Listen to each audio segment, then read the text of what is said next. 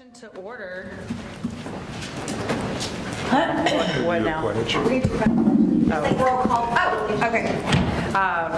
Stand for the pledge. Show everybody here but Janelle. Yes.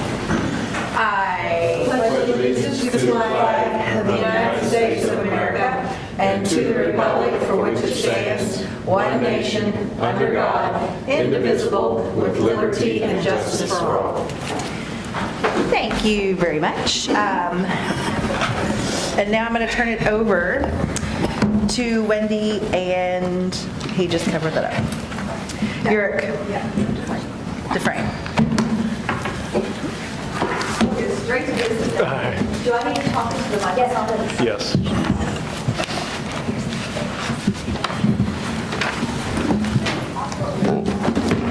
Okay, good evening. Thank you for inviting us to participate. It's good to see some of you again. Some of you I haven't met before, but it's nice to be here. Graduate of Greater Clark County Schools, actually back in 1980. You don't have to tell us, or you can.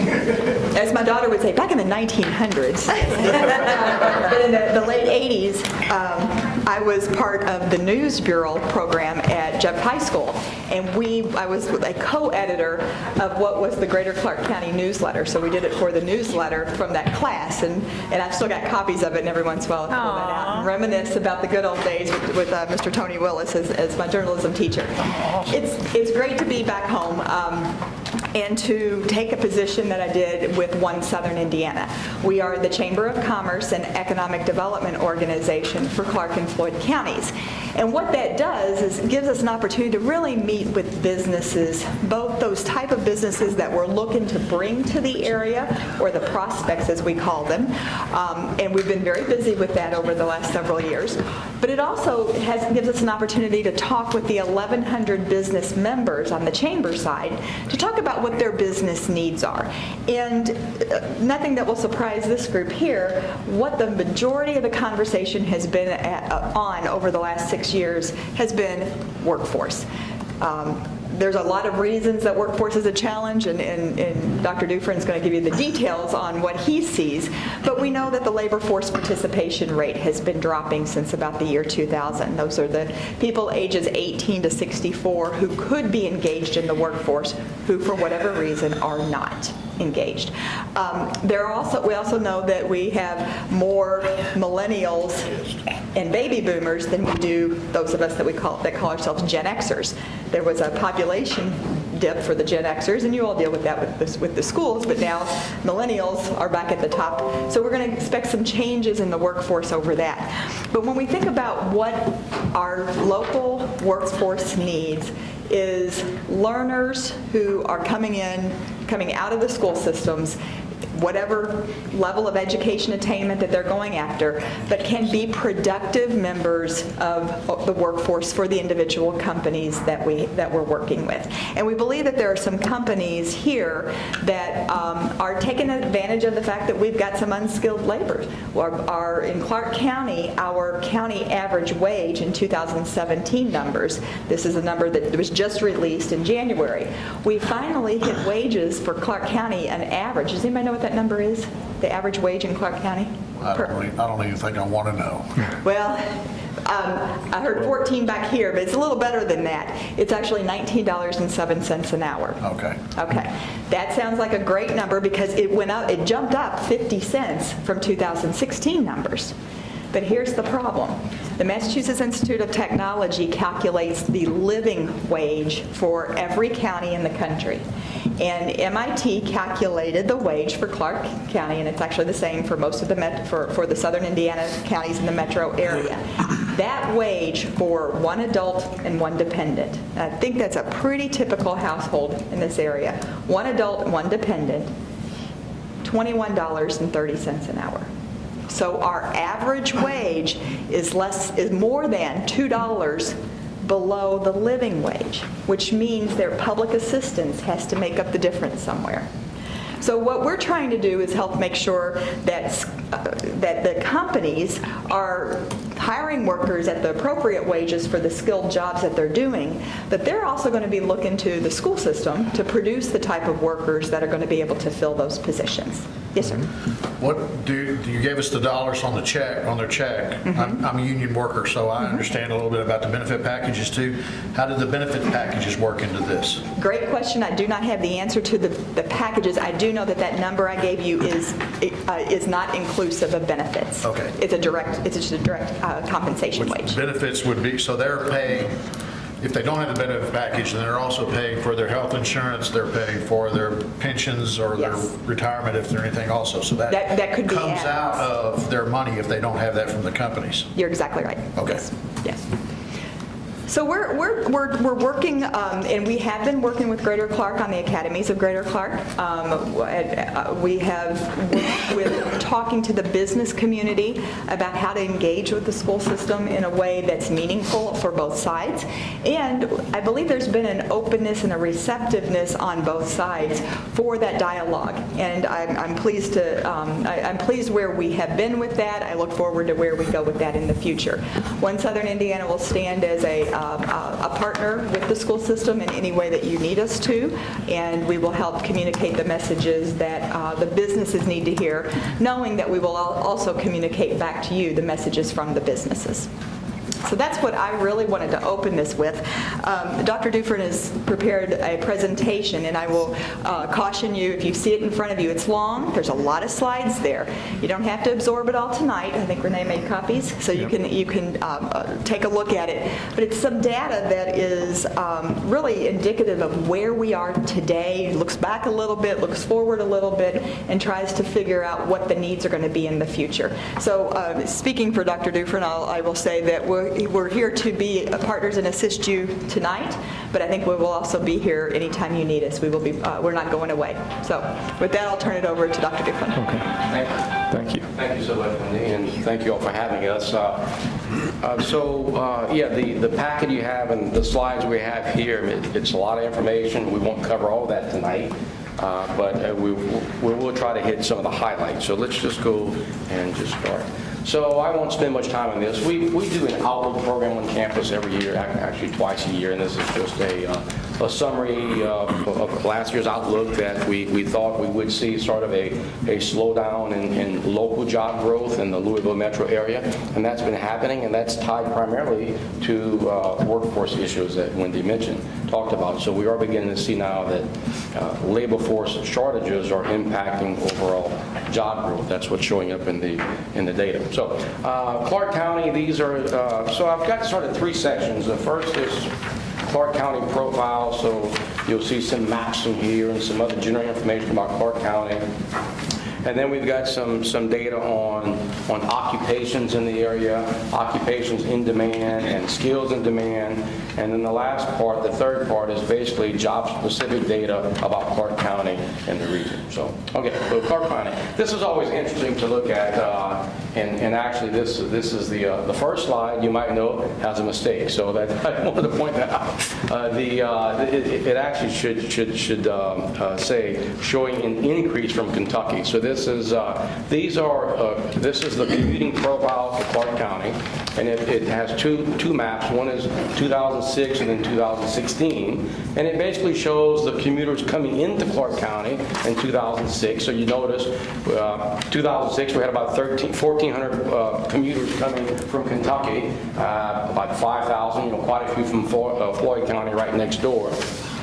But if you go to 2016, you notice that we now have about 3,000 workers coming from Kentucky, and this is actually before the bridge was built, right? So now, why is this important? This is critically important for the area because in order for Clark County to continue to expand economically, we need more workers. And so the fact that you're seeing an increase in commuters coming from Kentucky, that's a good sign. We're all one regional economy. All of our residents live in the county. They live and work in the same county, but they also work in other counties, and I'll share that with you shortly also. Okay, looking at commuters going out of Clark County. Okay, so these are people living in Clark County, but they're driving in to another state or another county for employment. And there, I think what's noticeable is that you see a decline in the commuters going from Clark County to Kentucky, right? About a 3,000 worker decline. Why is that? Well, because that reflects some of the job gains we've had in Clark County. If you look at Clark County coming out of the recession, Clark County compared to really for about 2009, really up about 7-8 years outside of the recession, Clark County alone accounted for about one half of all jobs added in Southern Indiana. When we say Southern Indiana, we mean Clark, Floyd, Washington, and Harrison counties, and then we added Scott. So why has this happened? Well, why do you have fewer people commuting to Kentucky? Because there are more jobs now here in Clark County. You know, we hear a lot about population growth, right? And overall, the population projections for the Midwest is expected to be very weak, actually. One of the things that we're seeing in higher education, by the time 2025 rolls around, there's expected to be a big demographic decline of students attending universities. That's expected to be more pronounced in the Northeast. The Midwest is sort of second, and then they're expecting stronger growth down south and then to the west and southwest. But now, if you look at the light-shaded counties, notice the light-shaded counties, it's all your rural counties outside of the metro areas, right? Here in Southern Indiana, Floyd, Clark, and Harrison, we are expected to be, the table's up there. You know, the growth for Clark County, at least, is expected to be stronger than the overall state. Okay. Keep me on time now. Okay, 5:42. Okay. School-age population, of course, this is relevant for you because you deal with school-age children, and you can see also that Clark is also among the strongest 2015 to 2025 projections. This, I think, is one of our greatest challenges as a region. Baccalaureate, basically four-year attainment. We're less than the overall state average, 25%. Floyd County is right under the state average, but as a state, this is a big challenge, and as a region, this is a big challenge for the region as well. Labor force attainment. Now, this is a national graph, and so there are three components to labor force. One is you're working, that is, you're employed. The other is you're unemployed, and those two combined make up the labor force, right? Now, this is by education attainment. So this goes back to about 1999 all the way to 2018, I guess, or early 2019. What you see here is what you see basically 4 lines. The blue line is labor force with bachelor's degree or higher, okay, and then the green line is a high school graduate, and then the orange and the red is some college or associate's degree. And what you see here is since about 2009, coming out of the recession, the increase in the labor force for baccalaureate attainment, I can't see it here. I think it's like 10 million. It's pretty significant. And then if you notice the high school, what's happened to the labor force with high school graduates? It's actually declined, right? And then you see some gains for associate and then some college, right? Now, why is this important for the region? We know we have to grow the labor force, right? As we talked about before, we saw the previous graph showing our attainment rates as being under the state average, the state being under the national average. So this is critical. Everything we're doing in terms of college completion, everything you're doing, graduating kids from high school to move on either to post-secondary or for employment, the quality of place initiatives, all that, this is all critical for labor force growth. Yes, sir. Going to this, before you go to the next slide, I've got a couple questions. Sure. So, okay. Yeah, sure. We're looking at the bachelor's degree going up, and we're listening to the dollar amount that people are earning, and it's gone up a little bit, but it's not anywhere near what I would expect to see for somebody that carries his bachelor or master's. Now, this is national data, so this is this is national data. That's right, this is national. This is not just for the region. This is national data. But what this tells us nationally, right, is this is the trend nationally, that the growth has been with baccalaureate attainment. As a region, we're trailing the nation. Now, are these people that already have a job? Or are they just because they're out there and they've got a degree and they're ready, they're looking for a job? Very good question. So this labor force, it includes employment, it also includes unemployment, right? So the question is, well, is the blue line, are they unemployed? And that's the next graph. Okay, all right, I'll get to it. So the next graph, so this is actual employment now, and if you add the numbers from 2009 to 2019, you get roughly about the same degree of growth. There's labor force growth, employment growth, it's about the same. In fact, I added it this morning because I anticipated that question. Actually, that's a question I get often, actually, that, well, maybe it means that they're unemployed, right? That's a very good question. But if you look at the growth in employment here, it's almost about the same as the growth in the labor force. How does that relate to the actual money they're putting in their pocket or they're spending in the economy? This simply says that they're either employed, unemployed, that is in the labor force. Right now, this data doesn't include their spending habits, for example, right? Now, The reason I'm concerned about that is because I know it talks, I mean, we're looking at, what, to go to IUS, about $40,000 for a 4-year degree? Or is it more than that? that's a little less than that, actually. Okay. They're still spending a considerable sum of money to be able to get a degree, and I would like to know whether or not there are more effective means for them to be able to earn a living. I'm a tradesman, okay? And I also know that I've got a package that gets me about $26 an hour on the check, plus I get about $20 an hour in a benefit package. And I also know that we have trouble putting people out to work. And look, let me say that this here is not, in no way am I implying that one cannot be successful without a college degree. I'm simply sharing the data so that you all see. Right.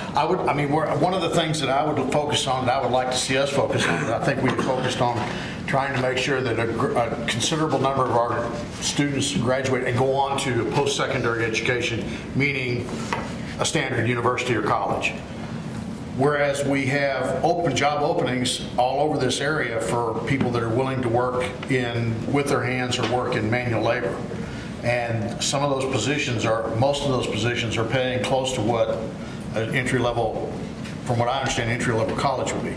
So I'm trying to understand if what we're looking at here would impact decisions that we might make in our corporation about how we train our students, or what kind of training we offer our students. Well, certainly it's relevant, yeah. Okay. The type of training you offer your students, whether they're going straight to work or to college, certainly is relevant, right? And that training sometimes might differ, as we know. Okay, all right. Okay? And I believe that is one of the most advantageous aspects of our career academy. Oh, yes. Yes, absolutely.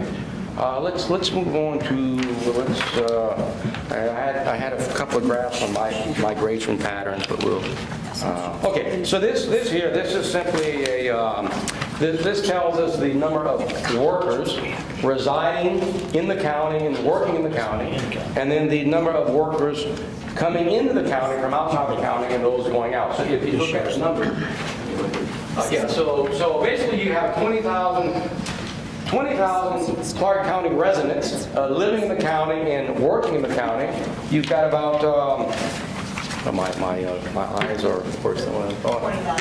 29,000 workers coming into the county, and then 34,000 going out to work in another county. This is sort of similar to the commuting patterns that we saw before. If you look at these graphs here, so this is where Clark County workers live. Okay, so again, we saw the commuting patterns of the first couple of slides, right? Here, you can see all those blue dots, and of course, the heavier the color and the wider the dot, the greater concentration of workers. But you can see how far Clark County workers are coming. If you look at that last slide, about 15% of workers travel more than 50 miles, right? Which is fascinating. Okay, here, where do Clark County residents work? So these are Clark County residents who are then working at locations either within the county or outside the county. And there you see about 16% of workers travel actually more than 50 miles to work. Here the concentration is actually closer to, yeah, go ahead, 10 more minutes. Okay. We're going to skip over these here. Okay, so what this here shows is basically the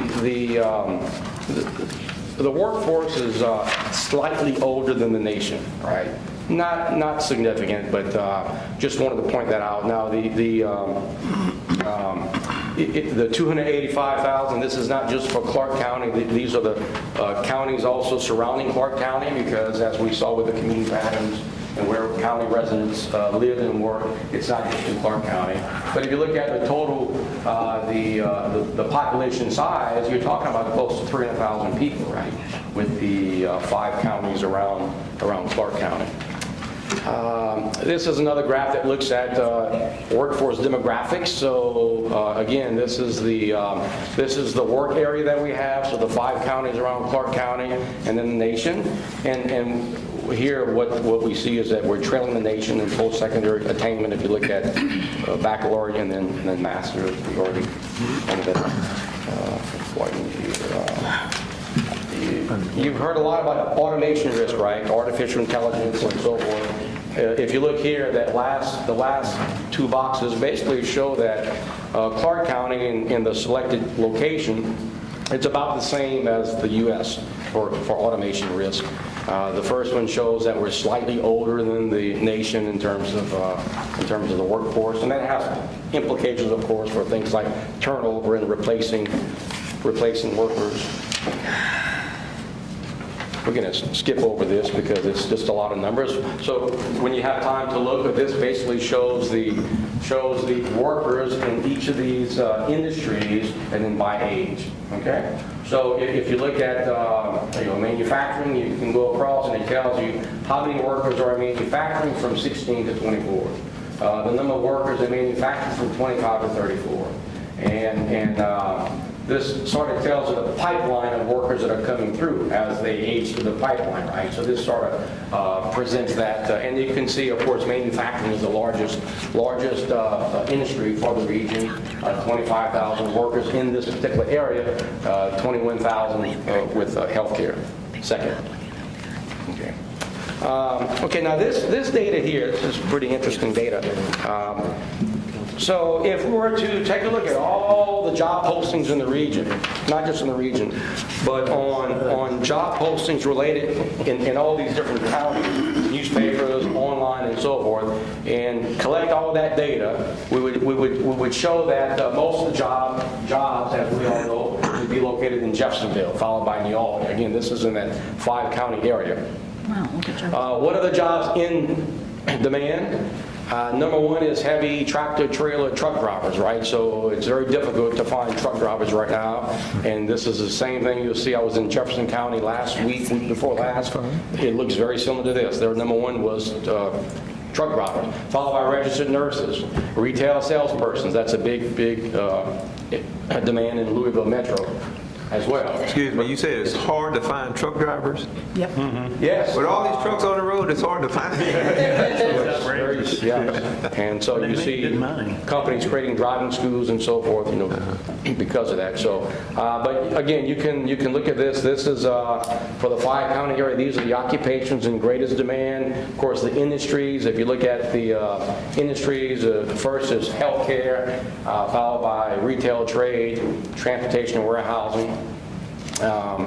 If we look at the employers that are hiring, many of here are in Clark County. You can just go down this list and see the number of healthcare institutions on this list, right? Yeah. So lots of opportunities in healthcare, and of course Clark Memorial there being with the highest number. All right, we're going to be wrapping up here. And okay, skills, most requested skills. You were asking a question about training students, right, graduates, and you can see on this list here that certainly everything that you do here can help prepare students with these skills. If you see the first, customer service, right? People often ask, well, what is that, customer service? It's not just someone working in a retail environment, for example, right? I think what this is, you've heard a lot about soft skills, right? This is how people interact with people. And so if you have a company that has an ad and they're looking for someone with customer service, it may also include internal customer service, just how you work with people. So customer service, I think, reflects basically soft skills, interpersonal skills, all that. Then you see sales, scheduling, repair. You can go, again, down the list. These are the most requested skills over the past 12 months for the 5-county area. Following levels of education and levels of experience, you can see here that high school is the largest. Yes, 5 minutes, okay. Oh, I thought you had a question. I'm sorry. I thought you were calling attention to teaching was at the bottom of that list. Just, I thought that you were going to say that. and again, we're ready to wrap up, but this is just, this is Louisville Metro, just to share with you sort of what's happening metro-wide. This includes Louisville. These are year-over-year job changes, and you can see sort of the, last year was slower than the previous year. And, my hypothesis on this is that this is simply reflective of the difficulty in finding workers. And if you can't hire 2 workers to do a job, then you might look at a machine to replace one, right? And so, all right. And I think that's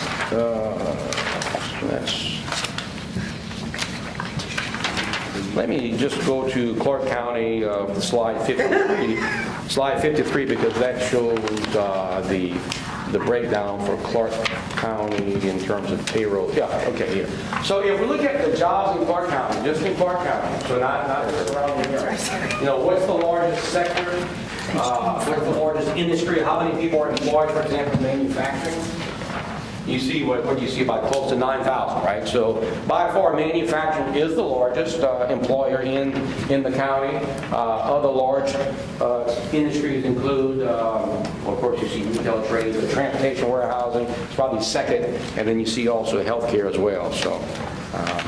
And social services. Just to sort of wrap all this up now in terms of what, and this was very fast, but you have all the data here, and I'd be more than happy to come back anytime to dig deeper into any of these slides or information about anything. I have a database called FactSet that has about 1.5 million economic series, so I can get almost just about anything. And just key points here. Yeah, so labor force story, as Wendy mentioned, it definitely is a labor force story. This is a critical challenge for the region. Manufacturing is critically important to the region. We all live in a regional economy. Our residents in Clark County work in other counties. They work in Louisville. We have residents in Kentucky who work in Clark County. We need that. That's the only way that we can grow. And you are seeing a little slowdown in terms of Louisville metro growth compared to the nation. Education attainment is critical. High school level, associate level, baccalaureate level. And I didn't go through the slides on IT, but that is a challenge for the entire region. That is graduating students with coding skills, IT skills, and also post-secondary. That we heard a lot about the Amazon location and so forth, but this is I think one of the critical challenges for the entire region, graduating students with that skill set. So.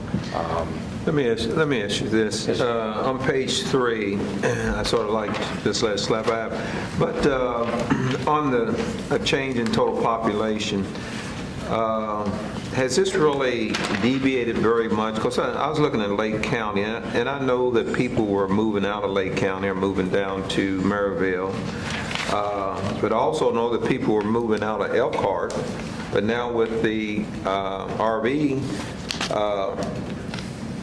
improvements there, or they're moving back in.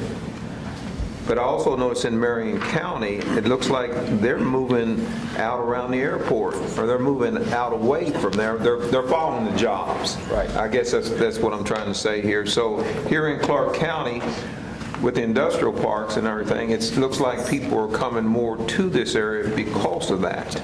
I'm going to jump in. I just took a tour of Hendricks County, where the airport is located outside of Indianapolis, and the housing growth up there has been tremendous.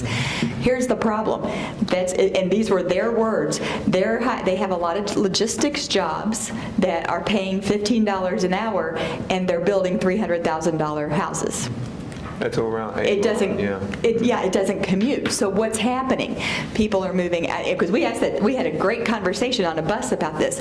People are moving out because of lifestyle. Right. So what are those towns of Avon, Plainfield, Brownsburg? Right. What are they doing? They all have tremendous park systems with trails that connect them. They all are building and investing in their downtown areas so that you can have live, work, play space all in the same walkable distance. Right. They have the neighborhoods. They've invested in their schools. I believe, if I'm not mistaken, I think it was Avon built the last high school in the state that was built before the referendum law went into effect. Right. And it's an attractor to that community. So they're not necessarily working in Hendricks County. And I've spent a lot of time in Southwest Michigan, so the Elkhart story is probably very similar. It's a lot of folks who are leaving the South Bend area, even though it's got some great amenities in the downtown, but it's more of a lifestyle because Elkhart is investing in its downtown, and it's put in a lot of those amenities that folks want to live near. We call those quality of place assets, and I prefer that over quality of life, and I'll tell you why. Because quality of life changes over your lifetime. Right. I have an 11-year-old. 15 years ago, after-school care meant nothing to me. It was not on my quality of life spectrum at all, and probably in another 10 years it won't be again, but right now it's pretty important.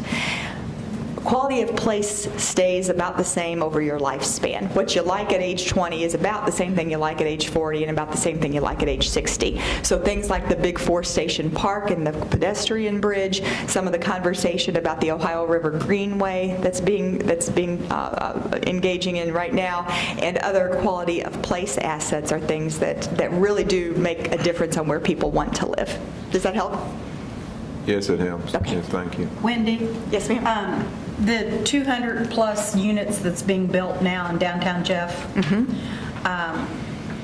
and of course, we're building the school down there. Thank you. Thank you. Do you foresee, either one of you, do you foresee those units with children because of the price points on those? Yeah. Efficiency, 800, two-bedroom, 1,500? I mean, well, Do you have a comparison with New Albany? I know that Yeah. look like they're full down there, down on. But I don't think there are any kids in there. $19 an hour, $1,500 a month rent. well, and what, so here's why some of that building is taking place. It's also for people who are expected to move in, right? Right. And some of these occupants may be working in Louisville but living in Jeffersonville. That's right. And That's what I'm predicting. I think it'll be a lot of Louisville younger millennials that will move there and And that's shop what's there and eat there and catch that bridge or walk that bridge over to And work. here's what people are, of course, recognizing is that, as you all know, you can live in Indiana for a lot cheaper than you can in Employers Louisville. can't find good people. And you're not really that much further, right? So, And it is sunnier yeah. Today. on our side. You mentioned that you have quite a large database that you can work from. Does that also include areas in Kentucky? Oh, yeah. Yeah. So Counties and to stuff. answer the questions here, I realize you'd have to do queries and whatnot to be able to get down to the data, but you could also look at locations like Nulu and look at the amount of children in those kind of new areas that are higher income, higher housing cost. So there is data available in what's called the American Community Survey that will look at the composition of rental units, right, of rental housing. So it will give us the family structure, and that's all from census data, basically. So, and I think you can actually drill down to zip code. So. Do they break down by condo also, or standalone house, condo, or, high density residential? Well, multi-unit and single-family unit, right? So, Okay, all right. That one. Yeah, that works. I'd like to see that. I have a question. Do you all have an inside knowledge or of what the predictions are for population growth for us, like north side of Jeff, Charlestown, because that's seemingly like an area that we need to be thinking about futuristically? Well, I think, the projections are, at least the data that I see, is by the county, right? And, as course, as the county grows, then you also tend to get growth outside the city center. But Is there a way to get that, as a question for, is there a way to get that, break that down to the census tract in terms of area? projections, Yeah. I know they can do income that way. yeah, I don't know about the projections. Are census tracts based on zip codes? It's actually smaller than that. Okay. I'm not even sure how they came up with it. It doesn't, Okay. there's no rhyme or reason to understand it. For instance, the River Ridge area is all one census tract. You know how many people live in River Ridge? 0. So it doesn't make sense to me how they came up with that. If you get a chance, take a look at the population graph, and that's the graph 6, I guess, and also the next two. And I've got some other maps like that, dealing with projections and funding growth and wages and so forth. And if you look at the state of Indiana on those 3 maps, so you start to see a general pattern with the different colors. You start to see the either lighter or darker colors around the metro areas, right? Just notice how the pattern shapes up. You got Indianapolis, and then around there you sort of have that half donut, I guess, or maybe a full donut. And then you've got Evansville, you've got the Louisville Metro, which is us. You've got Fort Wayne, and then you've got around the Lake County area, right? And notice outside of that, you're seeing slower population, different attainment rates. Now, it does differ when it comes to population for school-age children. That's a little different. But it's fascinating when you look at all these different projections, and you look at employment growth, you look at wages.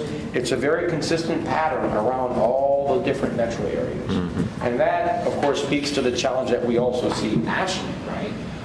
What's happening to our rural counties, and how can we, boost job growth? Right. Thank you, Dr. Yerrick, and thank you, Ms. Bundy. We appreciate that. Thank you all so much. Thank you. Thank you. Thank you for the questions. Thank you. All right, next on the agenda is Tom with Budget and Finance, and you have about 7 less minutes than what you started with, but you can blame them. I'm just kidding. Keep it right, keep it tight, Tom. Okay. Okay.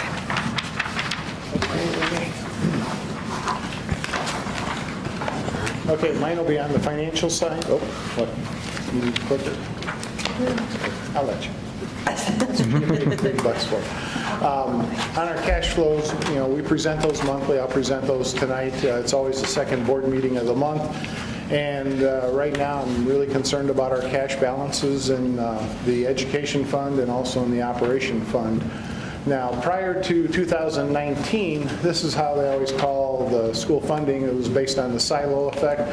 So we had the general fund, the debt service fund, the pension debt fund, the capital projects fund, the transportation fund, the bus replacement fund, and the rainy day fund. That was all prior to 2019. Now they call it the buckets. So we have the education fund, which is the old general fund, and then we have the operation fund, which is now the old capital projects, transportation, bus replacement, and we still have debt service, pension debt, and our rainy day fund. Okay. Now, in 2019, the education fund, it says all category 1 and 2, so it's any of those categories, those account numbers that are for academic achievement and student support expenditures. So that's all in the education fund, and the primary source of revenue for that is the state tuition support, and it's based on your ADM. Then in the operation fund, that's the capital projects, transportation, bus replacement, and category 3 and category 4, which are the non-operating, so that would be like the business office, HR, payroll, custodial, maintenance. And that source of revenue is the property taxes, as what we saw in prior years, 2018. But then we're also transferring a portion of the state tuition support, which we did a month ago, I think it was. Our last board meeting, we transferred $1 million out of the education fund into the operation fund. We'll do that now monthly for you, okay? So in the education fund, we have no cash balance. Basically, it's less than $150,000 we started the year at. We should be between $3.5 and $4.5 million. We need to reduce our salaries and our benefits. Right now, the education fund is at 91%. So 91% of our education fund is salary and benefits. What we need to do, since money is, the child is what generates the dollars, we need to get our students to come back that are going to other school districts. We need to attract new students and keep them here.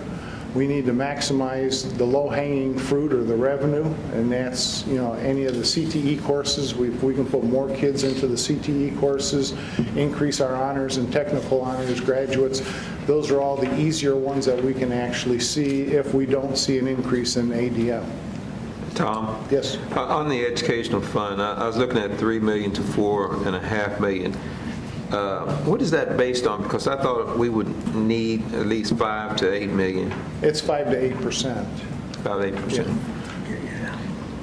Then in the operation fund, we basically, again, have no cash balance. It's less than $150,000. Tax caps now will 100% go to the operation fund. We can't spread any out. 100% of the utilities will go to the operation fund, which is always a concern. We spend between 2.2 and 2.6 million. Originally, we were able to put $1,975,000 into capital projects, and then the balance would come out of the general fund. Now we can charge utilities to the education fund. Again, we need to reduce our salaries and benefits there. We have very little money in capital projects, because capital projects, or that part of the operation fund, mainly it was for IT people, custodial maintenance people, the maintenance people. Who else was it? There was one other group that was in there. It's just skipping my mind right now. But so we really had about $1 million out of a $6 million capital projects to actually do small projects. We have very little money to do any major projects. If we did, we wouldn't have any money for anything else. So one thing we were suggesting is to reduce our utility expense, which would definitely save the operation fund by replacing lights with LED lights and solar. We're going to have to issue bonds for major projects, and that'll be the board's decision. In the future, we'll come before you in the next couple of board meetings to present some information to you and let you decide what you want to do. And then revenue almost is all taxes, and the state dictates the growth in our revenue because they have an annual growth that you can see in the levy, and this year it was 3.4%. So no matter what happens, the max we can see is a 3.4% increase in our taxes. Tom, Yes.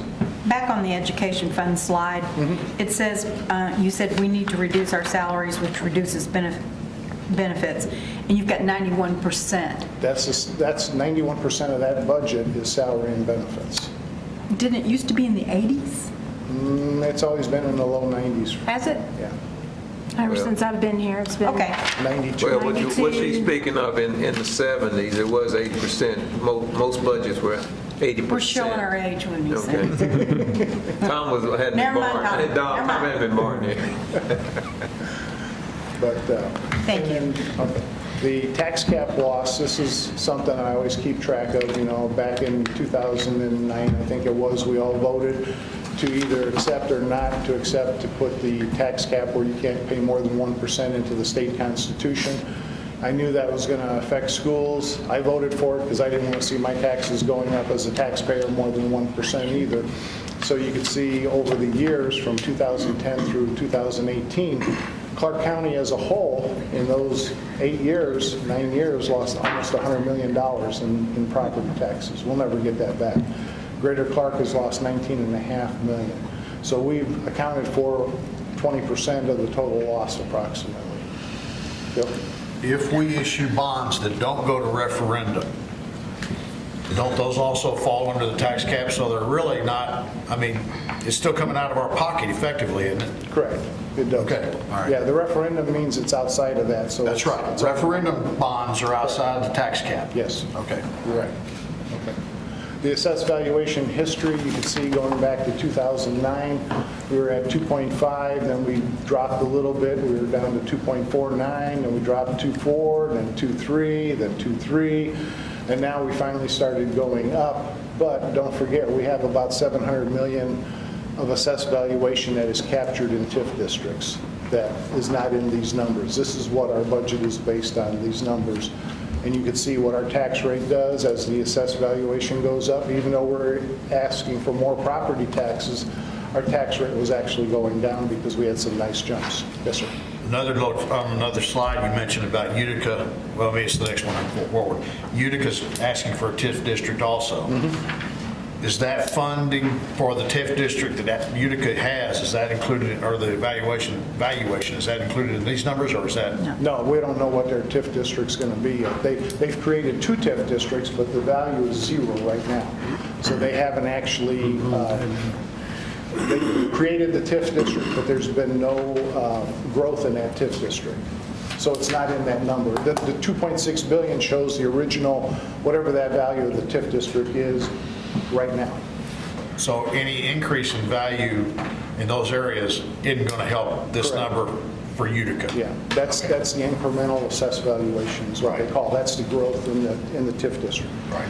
If I understand it correctly, if this is just a district, okay, I mean, this is just a taxing entity right here, then all of a sudden, a TIF is created within that.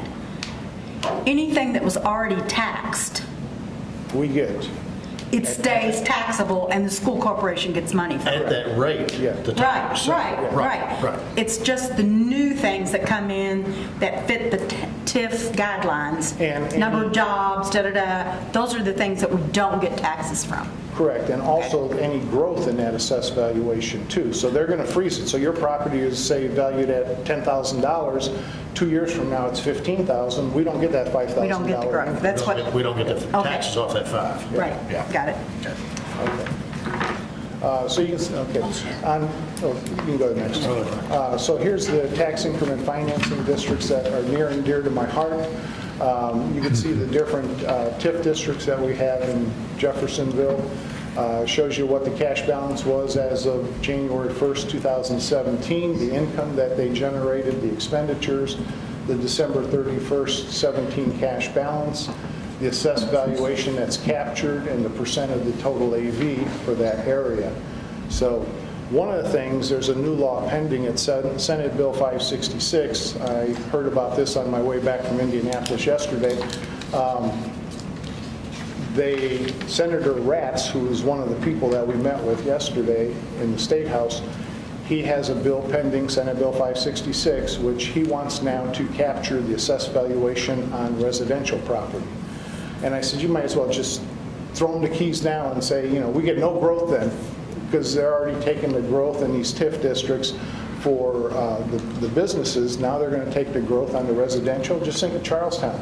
All the growth in Charlestown, if they start creating TIF districts there, or the Utica, if they start building homes there.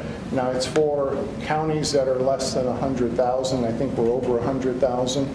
So it really wouldn't apply to us, but it's still the idea. Why would you want to take all this growth away from schools? Because once you take that assessed valuation away and you don't see that AV going up and you keep increasing your taxes, your tax rate goes up, which affects your tax cap, so you're going to lose again. Tom, where is this TIF 57? That's the intercity road, ICR. Is that 57? Yeah. Yes. Yeah, that's strictly 10th Street. That's remember they did originally the original 10th Street? And Yes. then we went back and the city council would not allow them to expand the 10th Street expansion until they talked to us. So that's what ICR stands for, the intercity road, which is all of 10th Street, which is all that major development you have going on right there, all the way up into River Ridge. And that's the one that we're supposed to get a percentage of the TIF? We're supposed to get 10%, up to 10%, or up to $400,000. The first dime we'll see, according to the city, is 2020. We're supposed to see approximately $9,000. But the mayor is already touting that we're getting $400,000. That's why I looked to see Well, we'll who's hold in him the to that. audience. And we have not seen one penny from that TIF yet. So, but yet he's going around saying we're getting $400,000 a year, which we're not. So. One thing I don't see on your chart is when these TIFs end. Some of them are evergreen. No, they have a sunset Yeah. rule on them now. That's what they're supposed to do. Which TIF is the development down on the Ohio River in Jeff? Which of those is it Falls? The Falls is one, and I don't know where, I think Gelstar is down there, and Vote Bell. I think those are down there. Yeah. Vote Yeah, Val? Harbor Falls would be Vote one. valves were the old, the foundry went away. Right across, In theory, the apartments, behind third base. Oh, where they were going to put the apartments. supposedly they're still going to. Okay, thanks. Now, see, what looking there at the last two items, River Ridge TIF and River Ridge Urban Economic Zone, Urban Enterprise Zone, I can't find anything on a cash balance from them. It doesn't show up in Jeffersonville's financial reports. I found it from the State Board of Accounts when they audited the River Ridge apartment. So that's where I found that money. Are they not, are they obligated to report? Yeah, I think they are. And that's why I can't understand why if River Ridge has... April, can you make it's not FOIA, you correct me on that, but whatever the state is, can we demand that they, or at least make the request? You can submit open records request to any public agency.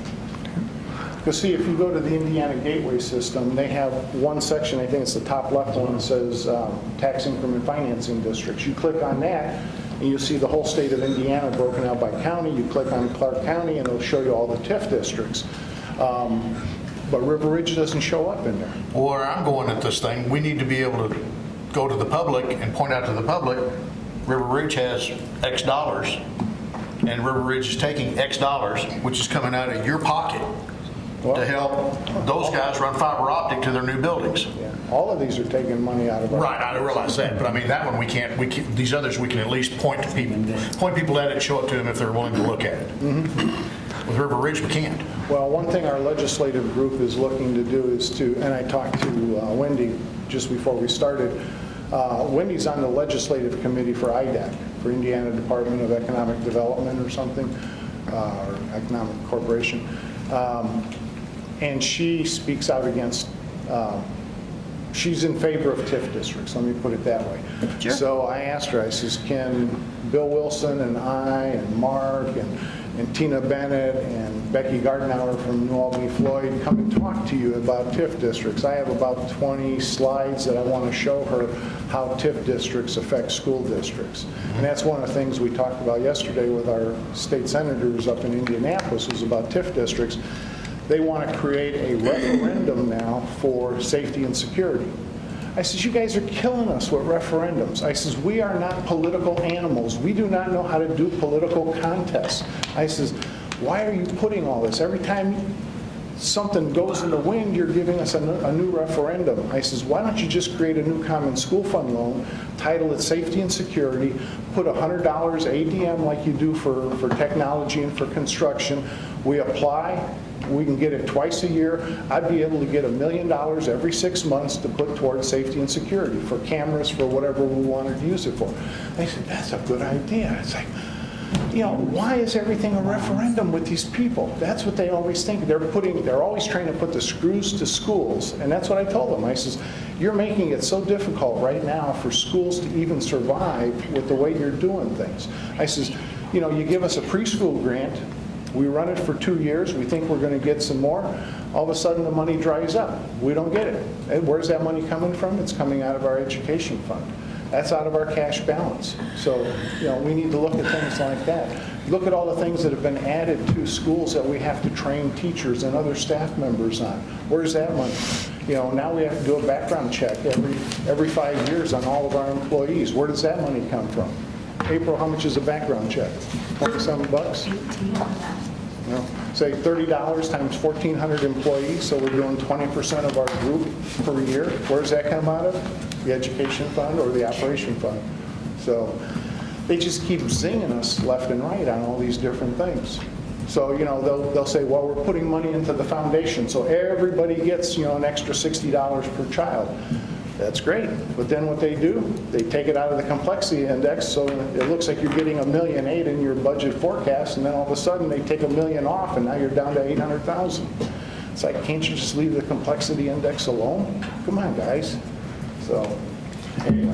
Tom, who does our background checks, and how much did you say they were? Well, yeah, it depends. Either it's $24.95 plus we do, because on whether we do limited or expanded. But if you do, so the state police will do it nationwide. That's limited and that's free, but it's limited to the state of Indiana. My federal background check was $35. I had to pay it out of pocket. We pay Okay. a portion and then our employees pay a portion. So they have limited that, the state police, Yes. because they had too much to do. You speak 7? And then what do we receive from TIF districts? We've made presentations to Clarksville, Jeffersonville, Charlestown, Clark County. River Ridge would not even talk to us. They wouldn't even let us in the door. Jerry Acey said if we talk to you and give you any money, then that's going to open the floodgates to everybody else to come and ask money for us. So they said no. So basically, Clarksville has been really generous with us. We're in our second 3-year agreement, so we get $160,000 a year for technology. Jeffersonville, the graduates of Jeff High are going to Ivy Tech as of right now, depending if the law changes, with partial tuition paid. Jeffersonville, we get 10% of the property tax from the 10th Street expansion, and that's where I said we're supposed to, according to them, see about $9,000 in 2020, the first year, and then it's supposed to grow every year after that. What do other school districts receive? I went out to, where's the casino close to Cincinnati? Harrison? Oh, Cincinnati? Lawrenceburg? Out that way, yeah, I went out that way for a seminar at the Ivy Tech building out there. And on the panel, there were only 4 school districts represented, but they also had all these cities and towns and redevelopment commissions. Listening to what these school districts, these 2 school districts were getting, I was amazed. You know, you can see they pay their students textbook fees, they pay for their school resource officers, their SROs, they have alternate classroom for suspension program, their Plato online. I mean, it just goes on and on and on. Well, you know, we can talk to our people and say, you know, could you pay for our work keys, our ACT testing, our Fort NGL annual fees, our counselors? You know, we need more counselors in the elementary and middle schools. There's a lot of things that we could ask them for. It's, you know, they can only say no, but we have to ask first, so we'll see what we could do. The financial watch list, the DUAB, the Stressed Unit Appeals Board, is going to evaluate every school because of what happened in Muncie and Gary. They're taken over by the state now, and they don't want to take over any more schools if they don't have to.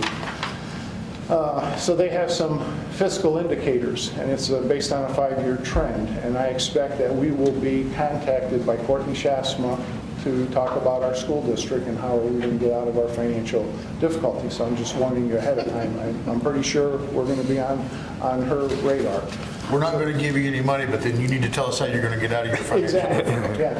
And see, the thing is, as long as you're willing to work with them, everything is confidential. There's no record, no open records request that they will grant for any of this information. If you tell them, we're not going to do anything you tell us to do, we're just going to continue as is, then all the correspondence that is between Mark and Courtney will become public. We'll be on a public list, and we don't want that. So we will work with Courtney. We'll come up with a way to get out of our financial difficulties again. So the things that she's going to be looking at is our student enrollment trends, school fund balances. So, you know, school enrollment trends, we're a declining school corporation. You know, over the last 3 years, we've lost children. School fund balances, they've been going down. Annual deficit or surplus, you know, we're getting close to a deficit.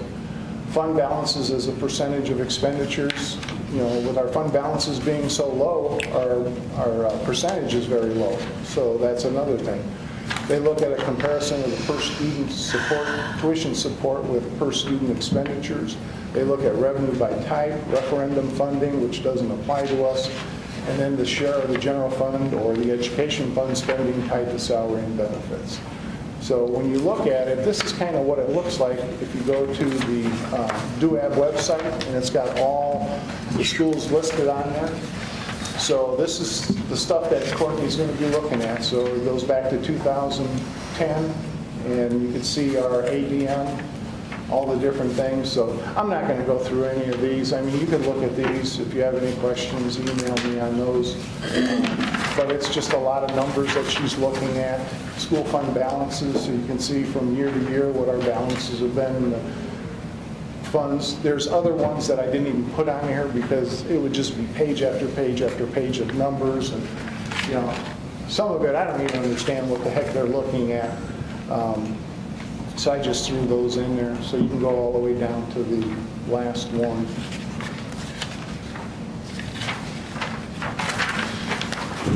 Now here, the major concerns that I know she's going to be looking at is, you know, no cash balance in our education and operating fund.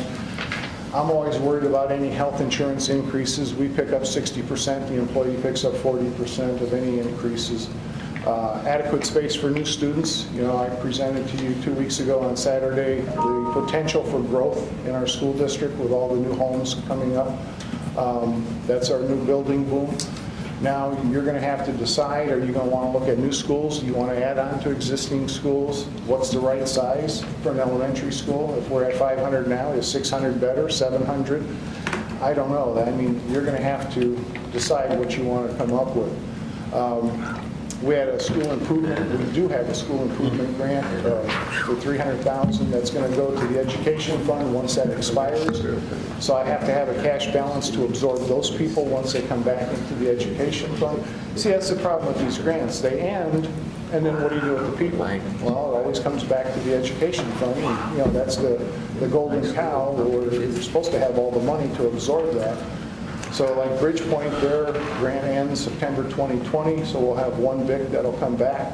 Parkview ends September 2020, they have 2 BICs. River Valley ends in 2021, and they have 2 BICs. So, you know, there's 5 more people that will be coming back into the school district.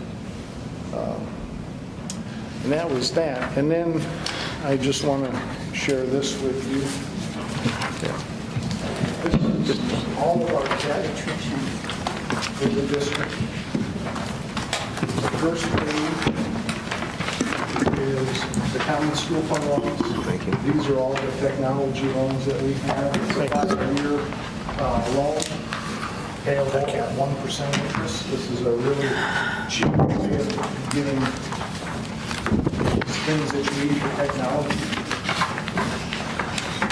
So they don't give 0% for a year, do they? Pardon me? No, only Greater Clark offers that. I mean, purchase the building. They don't offer 0% interest. Oh, no.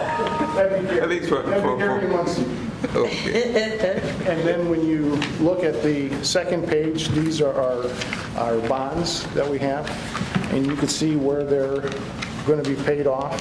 The green on page 2, Riverside, that was a 2005 series bond that has been paid off and closed. Page 3, we had our all-school safety and security bond for 2013. That was closed. Last payment was July 15th of 2016. Our next bond will be the Feder Marshall Center Admin HVAC TJ JHS band boiler. That'll be paid off in January 15th of 2020. And that's it. So that's how all of our payments go. These bonds, for the most part, the big ones are for 20 years, 22 years. Some of the smaller ones I did for less, you know, tried to keep the tax rate low, tried to get it paid off as quickly as possible. So some of them are only for 3 years, some are 5 years. But the bigger dollar amounts, like the new elementary school, that starts in, you know, 2019 and goes through 2038. So if you have any questions on those, I'll be more than happy to answer any questions you have. But that's my presentation, so at least you can see all the debt that we have in the district. Thank you, Tom. Board, are there any questions?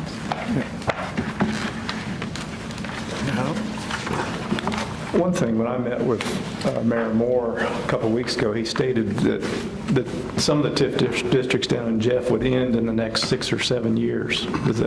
Would that sound accurate? Or I don't know, because when you look at the information on the Indiana Gateway system, it'll show when the bonds are paid off, but it doesn't show when the TIFs are supposed to be closed. Now, I look at they're supposed to be by March 15th or in their TIF district. I can't ever find any of those reports. And they keep sending out emails to everybody saying, the TIF district report is due, but I've never seen it on there, so I don't know when they're planning on having those. I don't know. The ones, if they are closing, let's say we shut down 3 of them because they sunset out, what stops the city from going right back and restarting another 1 or 2 or 3 to replace those that are gone? A vote, that's the only thing. Yeah, but the development committee votes it. And the development committee is City set council by has to the... approve it too. Do what? City council has to approve it. They do, okay. But once they close it and release the assessed valuation, then we'd see the increase in our assessed valuation, and then they would create a new zone, and then that would increase the assessed valuation at that point. And then turn it into 20-25 minutes. Okay. This won't be And fast. I'd love to see them release a lot of assessed valuation. Okay. That would really reduce our tax rate, and it would save our tax bills. Thank you, Tom. Appreciate that. Thank you, board. All right, who's next? Me. Mr. Lochner. All right.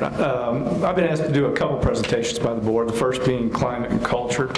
And really, this is for informational purposes to the board. As you go through the process of selecting a permanent superintendent, it's good information to have. As you go through this, I tried to select those things most relevant to what you would need to know. As you go through the process, some of the pages here are from the survey done in May of last year, and then some are from the survey done in January. So the first page, it talks about morale. Morale among employees in my assigned building is good. And I try to look at disagree or agree. When you look at, 34% disagree on some level. When you slide over to the other side of the page, morale among employees in GCCS is good. 42% disagree on some level. The next page. Mark, excuse me. Yeah. Are these the surveys done by our Teachers Association? Yes. Yep. The first one, the one I just talked about, was from May, that was created by John McLaughlin, Right. who was the association president at that time, and then there's some pages in the back that are from the most recent one that Okay. was done by Mark Felix.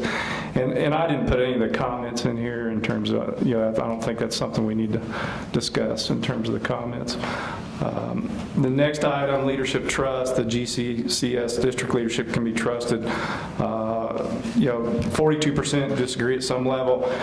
This is where you see some variance. The leadership in my assigned building can be trusted. 15% disagree at some level. And going into confidence in district leadership versus leadership of the assigned building. In district leadership, it's 38% disagree at some level. In the assigned building, 14% disagree at some level. Is GCCS managed effectively? 41% disagree at some level, whereas at the building level, 16% disagree at some level. I have a question. Yes. The first survey, did it include only certified staff, or did it include certified and non-cert? And what about the second one? The first one included both. The second one, from what I understand, only included certified. I don't think so, because some of the, I could be wrong, I'm sorry. But Well, I thought some of the comments on the second one certainly came from a non-certified. Let me clarify. It included everybody, but a lot of the questions, a lot of the classified staff felt like the questions were more directed at the certified staff. But it did include the non-certified. Yes, I'm sorry, yes. Okay. Yeah.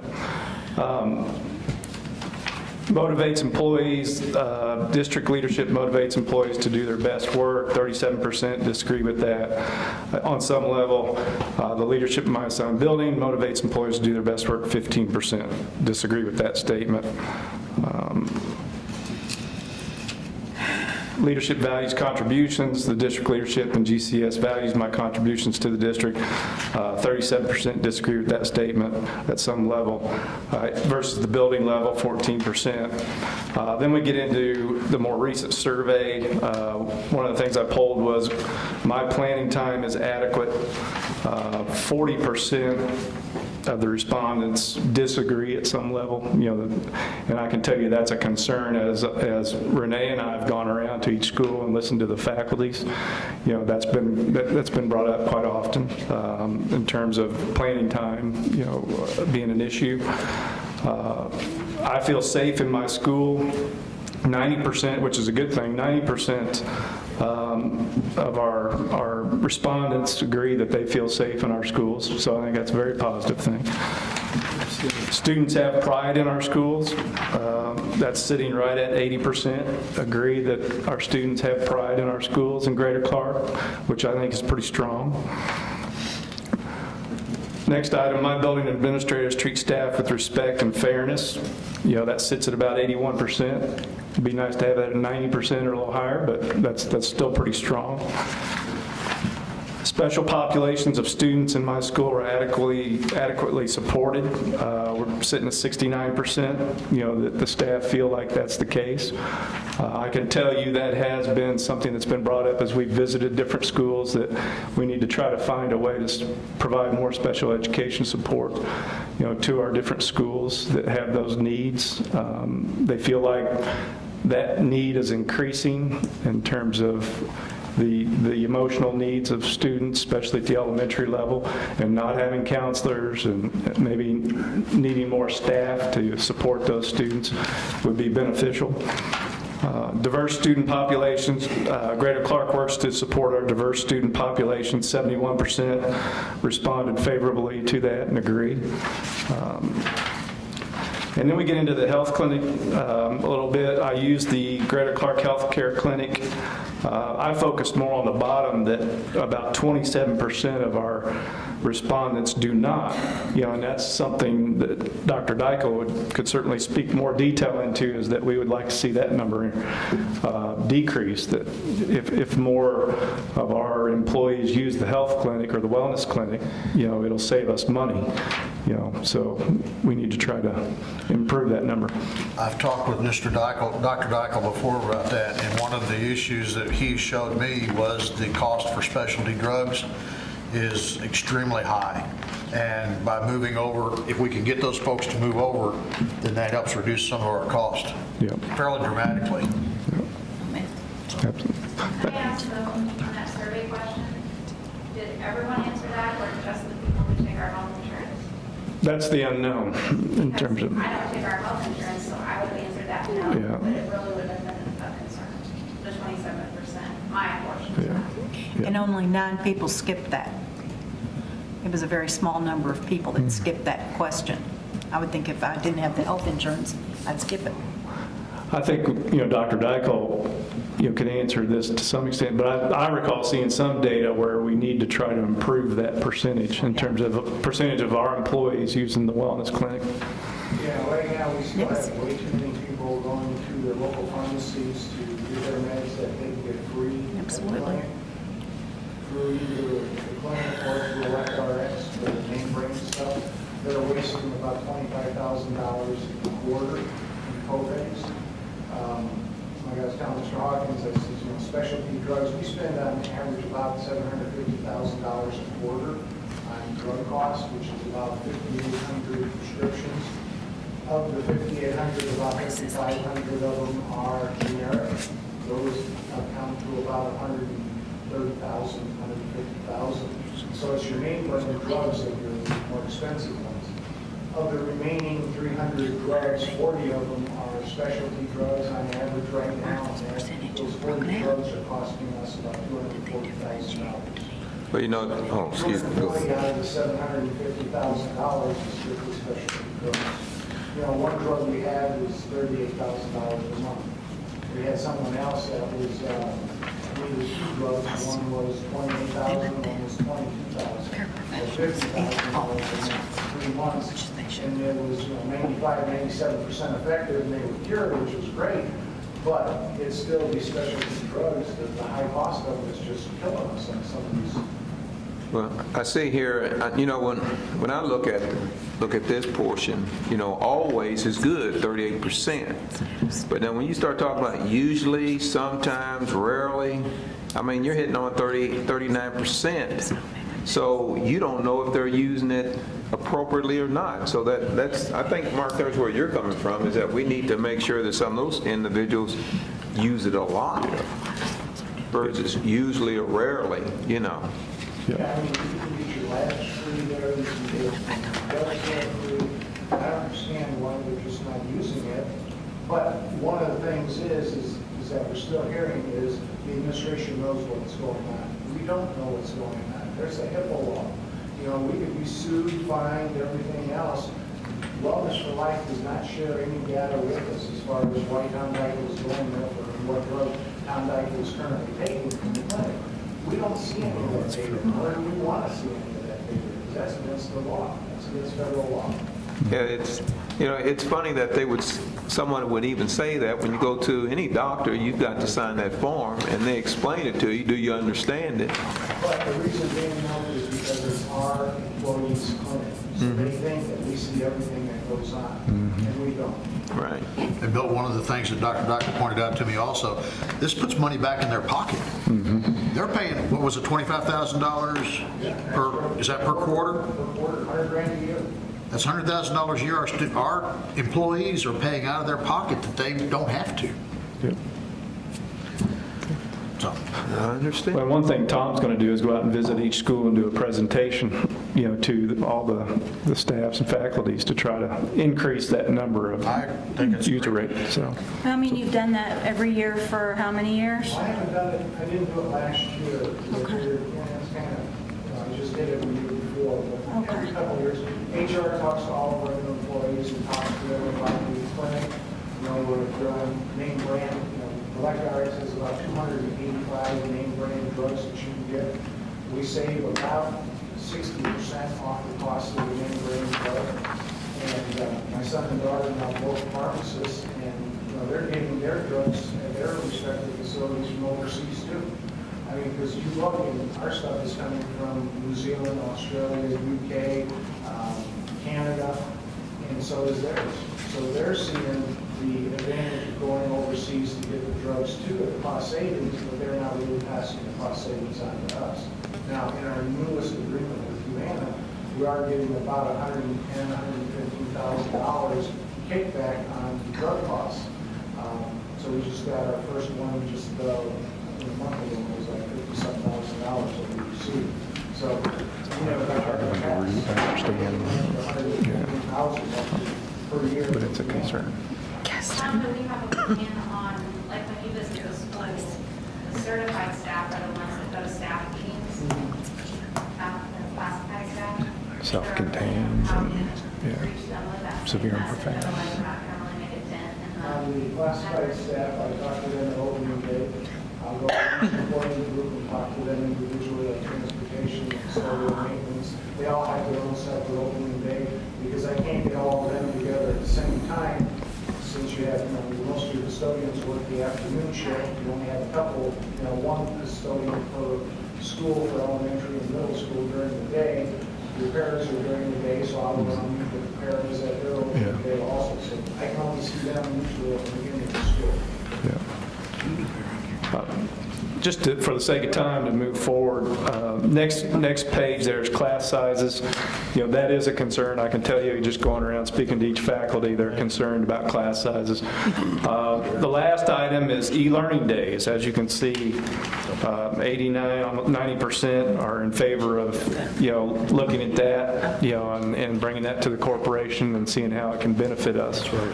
So corporation discussion, we've discussed that with corporation discussion. Kimberly Pfeiffer has been working, and Dr. Hartledge have been working with corporation discussion on e-learning days. What are those differentiations on the class sizes? Why is it? That's sort of confusing, isn't it? Yes. Yeah.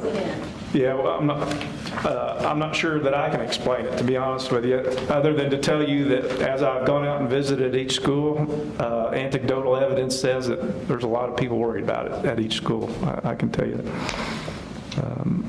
Yeah, But we don't know where those, the bar graph doesn't support the totals. Yeah. Like, No. only 32 down here. Whoever did the graph on that graphed the wrong thing. Yeah. Yeah. They Yeah. graphed the weighted average. But yeah, so, Every school brought it up. yeah. Yeah. So, but yeah, they're a lot, say large or extremely large. what is our average elementary class size? I know that's a moving target. Projected ratio is 26 to 1. Right. So obviously, depending upon how they file in and enroll, most of our classes are about 27. Okay. Some are, we have 2 at 30, but most of them are 27-ish, 28. How about K through 3? Is it significantly? Oh, same. And it just depends. I mean, we have a couple of schools that, that maybe dropped a little bit. Their numbers are different. And based upon if they have ELL support, if they have Title I support, they can utilize their staff a little bit different.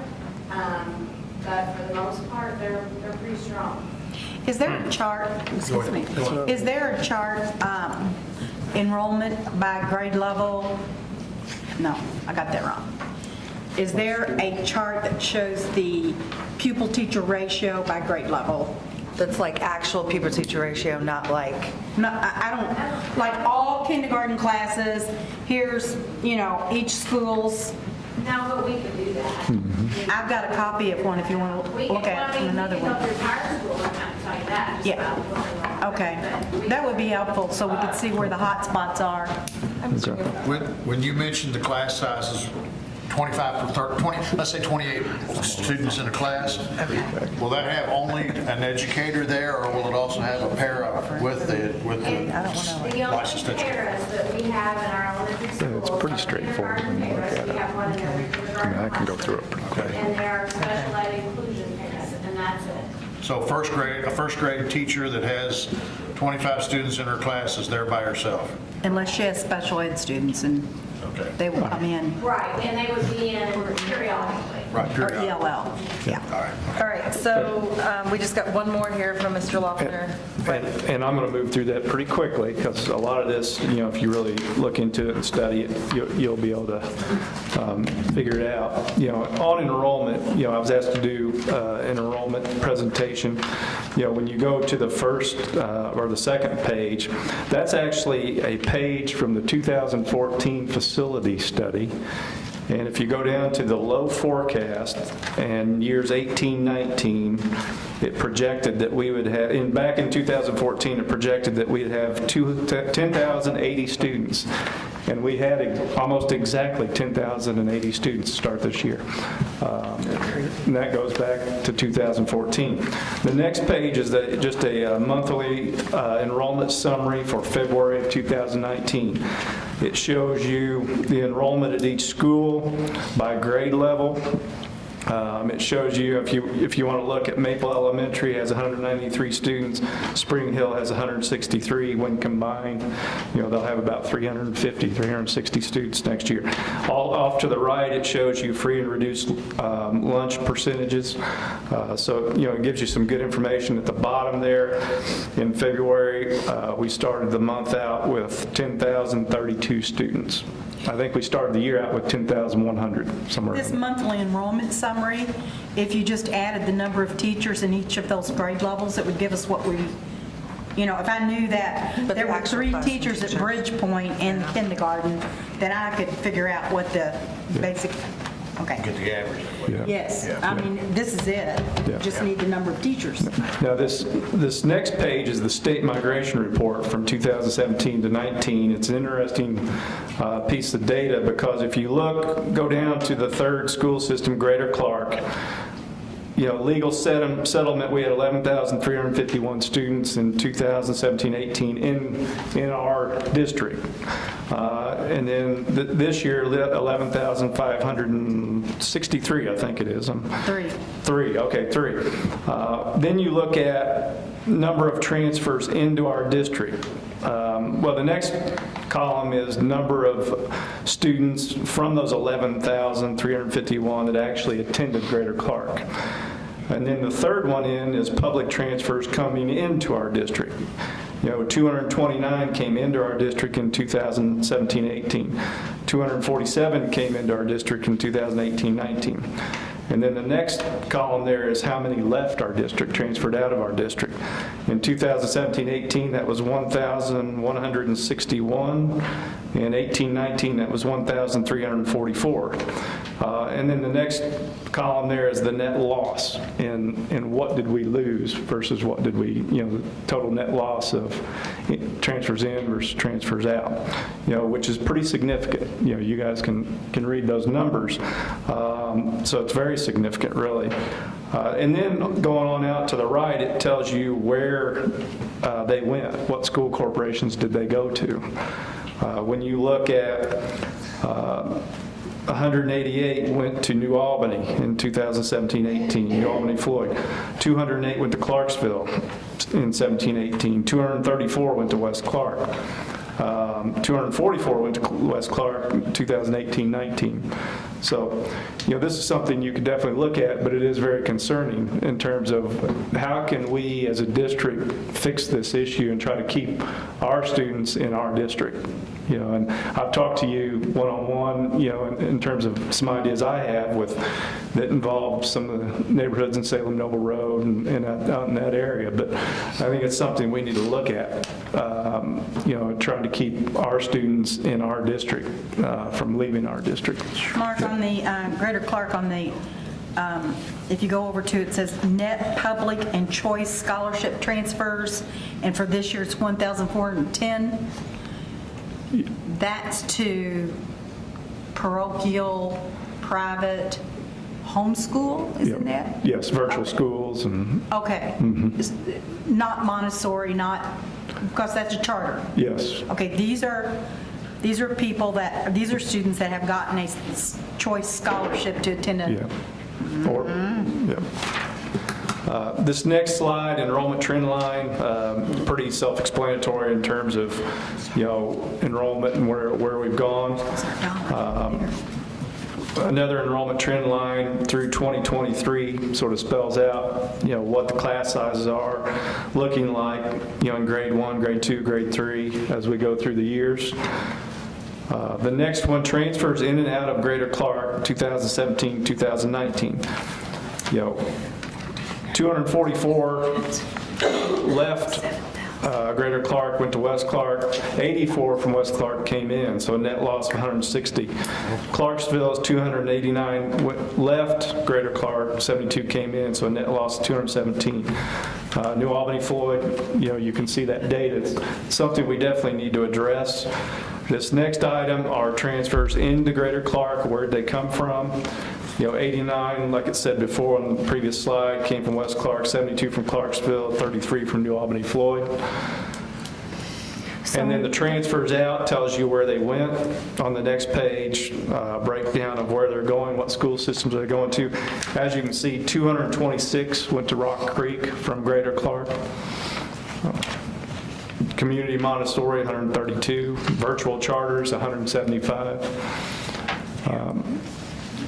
And then the choice scholarship, which you brought up in terms of choice scholarship, vouchers, what do you want to call it, where they're going in terms of those private schools they're enrolling in. So, in the last two pages, I have a picture, actually, Dr. Dykel's map from last Saturday's presentation is, that area up there in the northern part of Jeffersonville, Utica's attendance district. I believe we could really look hard at that. I think that's where we're losing students to some of these other corporations, is that Salem Noble corridor, and can we address that somehow, to keep those students staying in Greater Clark. So something to think about moving forward. I think definitely we need to take a look at how do we keep our students in our district, because we do have a good product. The grad pathways, what we're doing at the elementary schools, the middle schools, the academy model, what we offer dual credit-wise in our high schools, We have a lot to offer, students, and we need to start getting that message out so students want to stay in Greater Clark. Any questions on that? I have one question. On the transfer in and out page, so those who, does that show, or is it inclusive of somebody who may be transferred out, but sometime during the year transferred back? I don't know if that's included, because I will tell you, just from my experience at Charlestown High School the last year or two, we've started to get more coming back from Right. West Clark and different places. Correct. Rock Creek, yes. Yeah. But it still is a significant issue we need to pay attention to. Yes. I know you can't do it here, and I wouldn't ask you to, but is the data broken down to the point where we know what grades are transferring out? And students, for instance, Yeah, fifth and third graders, typically fifth to sixth and eighth to ninth. Yeah. so before when they move from elementary to Yeah. middle, and then from middle to high. Yes. Yep. Yep. All right. Thank you. And thank you. I need a motion to adjourn the work session. I motion to adjourn the work session. Thank you, Mr. Buckwalter. Can I have a second? Second. Thank you, Dr. Clayton. All those in favor, wait, no, we don't have to vote. We have to vote? But it's a work session. Don't, oh, okay. Perfect. All right, calm down. Yeah. I'm just kidding. We're going to take a, how many? 2-minute break. If you guys need a potty. I already potty. TMI.